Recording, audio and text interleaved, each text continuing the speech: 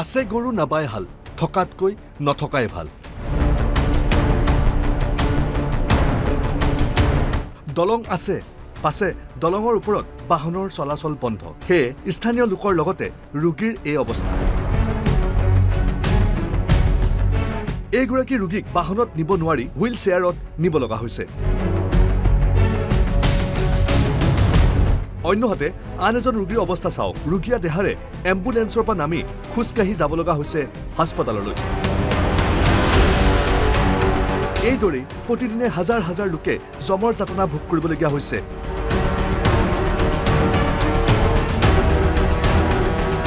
এই দৃশ্য হ'ল বৰপেটা জিলাৰ নৱগঠিত মন্দিয়া সমষ্টিৰ কৰাৰকুৰ বেকী দলঙৰ। দৈনিক হাজাৰ হাজাৰ লোকে দুৰ্ভোগ ভুগিব লগা হৈছে। দলঙৰ এটা খুঁটা বহি যোৱাত সম্পূৰ্ণৰূপে যাতায়াত বন্ধ কৰি দিয়া হৈছিল। কেইবামাহ উকলিল যদিও মেৰামতি কৰা হোৱা নাই দলংখনৰ। ৰাজ্যিক ঘাইপথৰ মাজেদি যি দলং হৈছে, ৰাজ্যিক ঘাইপথ এটা সম্পূৰ্ণৰূপে বন্ধ হৈ আছে, কিন্তু এইখন চৰকাৰে কোনো ধৰণৰ কাণসাৰ দিয়া নাই। একেবাৰে বন্ধ হোৱাৰ পিছত ৰাইজৰ প্ৰতিবাদৰ পিছত চৰকাৰে বা প্ৰশাসনে মিলি বাইক অহা যোৱাৰ এটা ব্যৱস্থা কৰি দিছে। কিন্তু এতিয়া এইখন ৰাস্তা দি আপোনাৰ মোটামুটি দিনত হাজাৰ হাজাৰ লাখ লাখ যাত্ৰীয়ে ইয়াতে চলাচল কৰি আছে। ৰাইজে বহুত কষ্টৰ ফলত এই যাতায়াত কৰিব লগা হৈছে, কিন্তু চৰকাৰে কোনো ধৰণৰ কাণসাৰ দিয়া নাই। এই সমস্যা সন্দৰ্ভত সংসদ আৰু বিধানসভাত উত্থাপন হোৱাৰ পাছতো আজিলৈকে চৰকাৰে কোনো গুৰুত্ব দিয়া নাই। ৰাইজে অতি সোনকালেই দলংখন মেৰামতি কৰি যাতায়াতৰ ক্ষেত্ৰত সুচল কৰাৰ দাবী উত্থাপন কৰিছে। কলগছিয়াৰ পৰা আব্দুল আলিম খানৰ ৰিপৰ্ট, অসম লাইভ 24।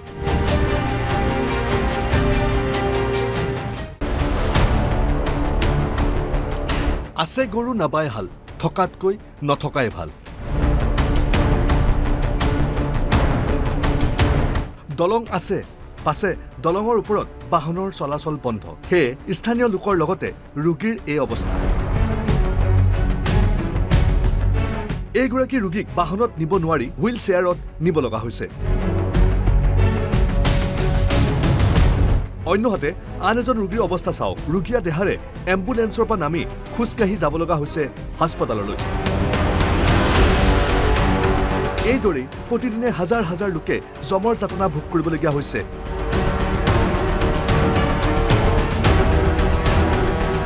এই দৃশ্য হ'ল বৰপেটা জিলাৰ নৱগঠিত মন্দিয়া সমষ্টিৰ কৰাৰকুৰ বেকী দলঙৰ।